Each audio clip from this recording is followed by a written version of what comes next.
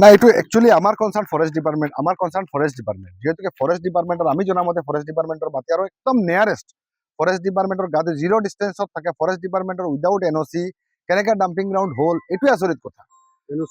Without NOC, কোনো ধৰণৰ NOC হোৱা নাই, কোনো ধৰণৰ জইণ্ট ভেৰিফিকেশ্যন হোৱা নাই, ইভেন ডিপাৰ্টমেণ্টত কোনো ধৰণৰ নথিপত্ৰ এই ৰিগাৰ্ডিং নাই। গতিকে তাৰ পৰা স্পষ্ট মানে প্ৰমাণ পোৱা গৈছে যে কোনোবাই কোনোবাই কোনো চৰকাৰী নীতি নিয়ম পালন নকৰি তেখেতসকলে এই সম্পূৰ্ণ প্ৰকল্পটো চলাই গৈছে।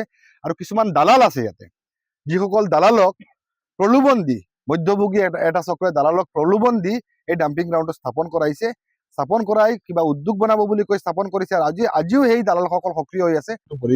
পৰিদৰ্শন কৰি হোজাই মিউনিচিপালিটি, লংকা মিউনিচিপালিটিৰ যিটো মানে গাৰ্বেজ ডাম্পিং গ্ৰাউণ্ড, সেইটো পৰিদৰ্শন কৰি ৰাইজৰ যি অভাৱ অভিযোগ শুনি আমি অধ্যয়ন কৰি আমি গুৱাহাটী কেন্দ্ৰীয় চৰকাৰক আৰু লগতে অসম চৰকাৰৰ মুখ্যমন্ত্ৰী মহোদয়ৰ পৰা আৰম্ভ কৰি বিভাগীয় কৰ্তৃপক্ষ, গাৰ্জেন মিনিষ্টাৰ সকলোকে মেমৰেণ্ডাম আমি ছাবমিট কৰিছোঁ। আৰু ছাবমিট কৰাৰ পৰিপ্ৰেক্ষিতত কেন্দ্ৰীয় চৰকাৰে আমাক চিঠি দি জনাইছে যে ইনকুৱাৰী ৰিপৰ্ট কল কৰিছে, কিন্তু ইনকুৱাৰী তেখেতসকলে 3টা লেটাৰ দিয়াৰ পিছতো ইনকুৱাৰী কৰা নাছিল। সেই পৰিপ্ৰেক্ষিতত আজি কেন্দ্ৰীয় চৰকাৰৰ এডিশ্যনেল ডিৰেক্টৰ এজন লেভেল পৰ্যায়ৰ এজন বিষয়া আহি উপস্থিত হ'ল আৰু আহি সম্পূৰ্ণ বিষয়বস্তুবোৰ সৰ্জমন্ত তদন্ত কৰি দেখিলে।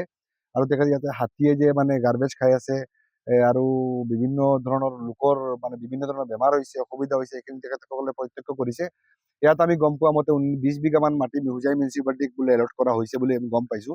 কিন্তু এতিয়ালৈকে এই প্লেনটো আপোনাৰ এই প্ৰকল্পটো যেতিয়া স্থাপন কৰিছে তেতিয়া কোনো JBR জইণ্ট ভেৰিফিকেশ্যন হয় ফৰেষ্ট আৰু যিকোনো মানে প্ৰজেক্টৰ মাজত সেইটো হোৱা নাই। এক প্ৰকাৰ মানে ক'ব গ'লে গাৰ্বেজ গ্ৰাউণ্ডৰ আপোনাৰ ডাম্পিং গ্ৰাউণ্ডৰ ৰিগাৰ্ডিং কোনো ধৰণৰ নথিপত্ৰ, অফিচিয়েল নথিপত্ৰ ফৰেষ্ট ডিপাৰ্টমেণ্টৰ লগত নাই। যিহেতুকে সীমাটো নিৰ্ধাৰণ কৰা হৈছে, কোনোবাই নিৰ্ধাৰণ কৰি দিছে, কিন্তু দেখা গৈছে যে ইয়াত কোনো ধৰণৰ মাটি ডিমাৰ্কেশ্যন হোৱা নাই। জইণ্টলি ফৰেষ্ট আৰু মিউনিচিপালিটি বৰ্ডৰ মাজত বা ৰেভিনিউৰ মাজত কোনো ধৰণৰ মাটিটো ডিমাৰ্কেশ্যন হোৱা নাই। আজিলৈকে অফিচিয়েলি ডিমাৰ্কেশ্যন হোৱা নাই। তো অফিচিয়েলি ডিমাৰ্কেশ্যন নোহোৱাৰ কাৰণে কোনে গম পালে যে এইখিনি মাটি তেখেতসকলক এলট কৰা হৈছিল? আমি ইয়াৰ স্থানীয় মানুহৰ পৰা গম পালো যে এই যিখিনি জেগাত ডাম্পিং গ্ৰাউণ্ড হৈ আছে সেইখিনি জেগাত ফৰেষ্টৰ টকা খৰচ কৰি তাতে কদম বাগান কৰিছিল। আৰু এই কদম বাগানটো আপোনাৰ ডিফৰেষ্টেশ্যন কৰি ইয়াতে ডাম্পিং গ্ৰাউণ্ড কৰা হৈছে। এই ডাম্পিং গ্ৰাউণ্ডৰ ফলত আমি যিটো আমাৰ মেমৰেণ্ডামত স্পষ্ট উল্লেখ কৰিছিলোঁ, বিভিন্ন লোকৰ কেঞ্চাৰ বেমাৰ হৈছে। আৰু এই যিখিনি ফাইল দেখিছে আপুনি সেউজীয়া কালাৰ, 28 কেইজন মানুহৰ ইতিমধ্যে বহু লোক ইয়াৰ মাজৰ পৰা মৃত্যু হৈছে কেঞ্চাৰ ৰোগত আক্ৰান্ত হৈ ডাম্পিং গ্ৰাউণ্ড হোৱাৰ পিছত। আৰু বৰ্তমান বহু লোক আক্ৰান্ত হৈ আছে, চৰ্ম ৰোগৰ পৰা লৈ আৰম্ভ কৰি বিভিন্ন ৰোগত এইসকল লোক আক্ৰান্ত হৈ আছে। বিদ্যালয়ৰ ছাত্ৰ ছাত্ৰীসকল এফেক্টেড হৈ আছে। মাত্ৰ 30 মিটাৰ ডিষ্টেঞ্চত অংগনবাদী চেণ্টাৰ আছে, 450 মিটাৰ ডিষ্টেঞ্চত মানে চৰকাৰী প্ৰাথমিক বিদ্যালয় আছে, মুক্তাব আছে। গতিকে এই ডাম্পিং গ্ৰাউণ্ডৰ ফলত বন্যপ্ৰাণীৰ লগতে মানে ছাত্ৰ ছাত্ৰীৰ জীৱন বা সাধাৰণ ৰাইজৰ জীৱন আজি মানে বিপন্নাপন্ন। গতিকে আমি উন্নয়নৰ বিপক্ষে নহয়, আমচু হোজাই জিলা সমিতি উন্নয়নৰ বিপক্ষে নহয়। আপোনালোকে জানে যে আমি মাহজোৰা আন্দোলনৰ ফলত আমি ডবকা সংৰক্ষিত বনাঞ্চলৰ প্ৰায় 6000 গছ আমি ৰক্ষা কৰিবলৈ সক্ষম হৈছিলোঁ। আৰু আজিও আমি এইটো ইছ্যু লৈ ফাইট কৰি আছোঁ যোৱা 6টা মাহৰ পৰা। যে আমাৰ কথা হ'ল যে আমি উন্নয়নৰ বিৰোধী নহয়। যদিও ডাম্পিং গ্ৰাউণ্ড তেখেতসকলে মিউনিচিপালিটিয়ে বা চৰকাৰে যদি কৰিব, সেইটো প্ৰপাৰ চাইণ্টিফিক ৱেত কৰক, লাগিলে ইয়াতে কৰক বা স্থানান্তৰিত কৰি কৰক।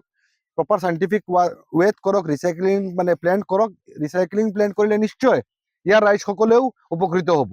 কিন্তু ৰিচাইক্লিং প্লেন কৰিব, যেতিয়ালৈকে ৰিচাইক্লিং প্লেন নকৰে তেতিয়ালৈকে এই ধৰণে মুক্তভাৱে আপোনালোকে মানে ডাম্পিং গ্ৰাউণ্ডটো সদ্যহতে বন্ধ ৰাখিব লাগে। আৰু একেবাৰে নাই, একেবাৰে কদৰ্যময় পৰিৱেশ, চবৰ অসুবিধা হৈছে, ৰাইজৰ অসুবিধা হৈ আছে। আৰু ইয়াত ডাম্পিং গ্ৰাউণ্ডৰ ফলত আপোনাৰ এয়াৰ পলিউশ্যন হৈ আছে, জুই লগাই দিয়ে, এয়াৰ পলিউশ্যন হৈ আছে, চইল পলিউশ্যন হৈ আছে। যিবোৰ জাবৰ ইয়াত পেলোৱা হৈছে, মানে চৰাই চিৰিকটি জংঘলৰ ভিতৰত পেলাই আছে, সেইবোৰ জাবৰ আকৌ পানীত পেলাই আছে। নদীটো আমাৰ কপিলী নদীখন মানে ওচৰত আছে। গতিকে চইল পলিউশ্যন, এয়াৰ পলিউশ্যন হৈ আছে। গতিকে এই সমগ্ৰ বিষয়টো চালি জাৰি চাই তেখেতসকলে একটা সুস্পষ্ট মানে সমাধান সূত্ৰ উলিয়াই ৰাইজক আৰু এনভাইৰনমেণ্টক প্ৰটেকশ্যন দিয়াৰ উপৰিও ৰাইজক তেখেতসকলৰ নিৰাপত্তা সুনিশ্চিত কৰে। সাব অফিচ আছে গুৱাহাটীত, ৰিজনেল অফিচ শ্বিলং। আমাৰ এটা কমপ্লেইন পালোঁ, all Assam minority student unit এডভাইজাৰে চিফ এডভাইজাৰে চাইন কৰিছিলে। Honour chief advisor Monowar Hussain লগতে আৰু তেওঁলোকৰ যিখিনি চেণ্ট্ৰেল ডেলিগেটছ তেওঁলোকে এটা কমপ্লেইন আছিলে। সেই কমপ্লেইনটোৰ ওপৰত আমি ৰিজনেল অফিচৰ পৰা আমি আহিলোঁ ইয়াতে ইনস্পেকশ্যন কৰিবৰ কাৰণে। এজ পাৰ দ্য কমপ্লেইনৰ হিচাপত ইয়াত ফেক্সুৱেল ষ্টেটাছটো কি হয়।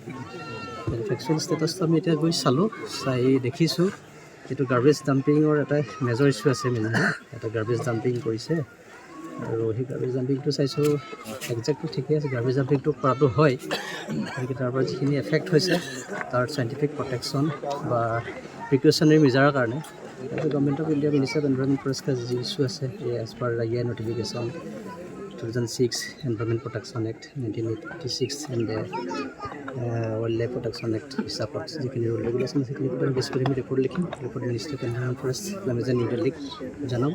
ষ্টেট গভৰ্ণমেণ্ট কনচাৰ্ণ ডিপাৰ্টমেণ্ট আছে ডিপাৰ্টমেণ্ট অফ ফৰেষ্ট তেওঁলোককো জনাম। তাৰপিছত সেইটো অনুপাতে একশ্যন ল'ব।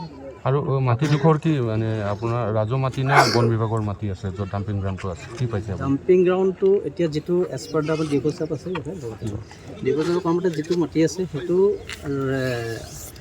লেণ্ড ৰেভিনিউ ডিপাৰ্টমেণ্টে 20 বিঘা মাটি অলৰেডি তেওঁলোকৰ দিয়া গৈছে ডাম্পিং গ্ৰাউণ্ডৰ কাৰণে। মিউনিচিপালিটি দিয়া গৈছে, মিউনিচিপালিটিয়ে তেওঁলোকক ডাম্পিং গ্ৰাউণ্ডৰ কাৰণে দিছে। আৰু বাকী যিটো সেই যিটো মানে পিলাৰ দিয়া আছে পিলাৰটোৰ পৰা সেইটো ফৰেষ্ট লেণ্ড হয়, সেইটো নন ফৰেষ্ট এৰিয়াত তেওঁলোকে ডাম্পিং কৰিছে। এতিয়া কথাটো হ'ল নন ফৰেষ্ট এৰিয়াত যিটো ডাম্পিং কৰিছে মিনছ সেইটো এটা পাব্লিক ৰেচিডেঞ্চিয়েল এৰিয়া হয়, পাব্লিক আছে ইয়াতে ইনহেবিটেড এৰিয়া। আৰু তাতে আমি দেখিলোঁ ৱালটোত ট্ৰেক কৰি মানে ৱাইল্ড লাইফ এলিফেণ্টৰ আমি আউটাং এলিফেণ্টৰ যিখিনি ডান্স দেখিছোঁ আৰু ৱাইল্ড লাইফ হিচাপে গৰু ছাগলী তাতে খাই আছে দেখিছোঁ সেইখিনি। গতিকে তাৰ ওপৰত আমি প্ৰিকশ্যনাৰী মেজাৰৰ কাৰণে যিমান পাৰোঁ সিমান লিখিম। বেচিকেলি এনেকুৱা হ'ব নালাগে। ইয়াৰ পৰা হয়তো ছেফটি পাব লাগিব বা প্ৰটেকশ্যন মেজাৰ কৰিব লাগিব। এইখিনি যিখিনি ডাম্পিং আছে ৰিচাইক্লিং প্ৰচেছ কৰিব লাগিব, যিখিনি পলিচি আছে সেইটোমতে যাতে ইনভাইৰমেণ্টত ইম্পেক্ট নপৰে, বায়'ডাইভাৰ্চিটিত ইম্পেক্ট নপৰে, ৱাইল্ড লাইফত নপৰে, হেবিটেটত নপৰে, ৱাটাৰ পলিউশ্যন নহয়, এয়াৰ পলিউশ্যন নহয়, ছইল পলিউশ্যন নহয়। আৰু চাইণ্টিফিক প্ৰটেকশ্যনৰ লগে লগে আমাৰ ডেভেলপমেণ্টটো কৰিব লাগিব। কাৰণ গাৰ্বেজ ডাম্পিংটো আমাৰতো চবৰ ঘৰৰ পৰা ৰাতিপুৱা আমাৰ গাৰ্বেজটো ওলায়ে। গতিকে গাৰ্বেজটো আমি এনেকুৱা জেগাত ডাম্পিং কৰিব লাগে যিটো ডাম্পিঙৰ যোগেদি আমি কাৰো ইম্পেক্ট নপৰে, যিটো আমাৰ চাইণ্টিফিক প্ৰটেকশ্যন হয় আৰু লগে লগে আমাৰ লাইভলিহুড প্লাছ আমাৰ ইক'লজিকেল বেলেঞ্চ। আৰু দেখা গৈছে ছাৰ যিহেতু পৌৰসভাই এই ঠাইডোখৰ ব্যৱহাৰ কৰি আছে আৰু ডাম্পিং গ্ৰাউণ্ড এটা ব্যৱহাৰ কৰাৰ ক্ষেত্ৰত বহুত বিজ্ঞানসন্মত ব্যৱস্থা থাকিব লাগে, সেই ব্যৱস্থাটো দেখা পাইছে নাই? সেইটোৱে কৈছোঁ, সেই বস্তুটো আমি যিখিনি এতিয়া পৌৰসভাই ইয়াত কৰিছে সেইটো যেনেকৈ হ'ব লাগিছে তেনেকৈ দেখা পোৱা নাই। মানুহ এইটো ডাম্পিং গ্ৰাউণ্ডৰ কাৰণে মানুহ ইয়াত ওচৰে পাঁজৰে বেমাৰত আক্ৰান্ত হৈছে চাগে। বেমাৰত আক্ৰান্ত হোৱাৰ ওপৰত বেছ কৰি তেওঁলোকে কিছুমান ৰিপৰ্ট দিছে। গতিকে ৰিপৰ্টখিনি আমি চাম এজ পাৰ দ্য এইটো ডিপেণ্ডছ কৰিব ডক্টৰৰ বা মেডিকেল হেল্থ চেকআপৰ ৰিপৰ্টৰ ওপৰত। এইটো কাৰণে হৈছে নে বেলেগ কাৰণত হৈছে সেইটো আমি ইমান কনচিয়াছ নহয়। বাট আজি যিখিনি আমাৰ এটা প্ৰিকশ্যনাৰী মেজাৰ হ'ব লাগে ডাম্পিং গ্ৰাউণ্ডৰ, যিহেতু ফৰেষ্ট এৰিয়াৰ পৰা কিমান ওচৰত থাকিব লাগে বা হেবিটেড এৰিয়াৰ ভিতৰত, সেই বস্তুটো ইয়াতে ফ'ল' কৰা নাই। সেইটো অনুপাতে আমি লিখিম আৰু লিখি তাৰ এগেইনষ্টত আমি প্ৰিকশ্যনাৰী মেজাৰৰ কাৰণে গভৰ্ণমেণ্ট অফ ইণ্ডিয়াৰ পৰা লিখিম। এতিয়া আপোনাৰ প্ৰতিবেদন ক'ত দাখিল কৰিব? যিহেতু বৰ্তমান minister of environment forest climate change new Delhi, দিল্লীৰ ষ্টেট গভৰ্ণমেণ্টক তাক কপি দিয়া হ'ব। আৰু কনচাৰ্ণ যিটো আমাৰ all Assam minority student union তেওঁলোকে আমাক কমপ্লেইন কৰিছে, তেওঁলোকক কপি দিয়া হ'ব। গতিকে এইটো এটা আমি ডিছকাশ্যন ট্ৰায়েল আমি তেওঁলোকক আমি লগত আমাৰ যিজন চিফ এডভাইজাৰ তেখেতকো আজি আমি ডিপো ছাৰ, আমি মোৰ লগত আছে আমাৰ research officer James Singh sir, আমি একেলগে ডিছকাশ্যন কৰিছোঁ হয়নে। ডিছকাশ্যন কৰি সেইটো অনুপাতে আমি ছাইট ভিজিটত আহিছোঁ। আৰু ছাইট ভিজিটৰ ফেক্সুৱেল ষ্টেটাছ তেওঁ কমপ্লেইন শুনিছোঁ, ডিপো ছাৰক শুনিছোঁ, আমাৰো কৈছোঁ। তাৰপিছত আমি এটা পাব্লিক গভৰ্ণমেণ্টক এটা চলিউশ্যন কৰিব লাগিব।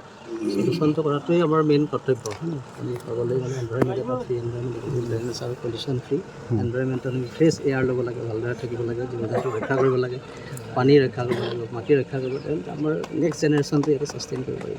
যিকোনো খবৰৰ বাবে যোগাযোগ কৰক 7099017330 লগতে 7099017110 নম্বৰত।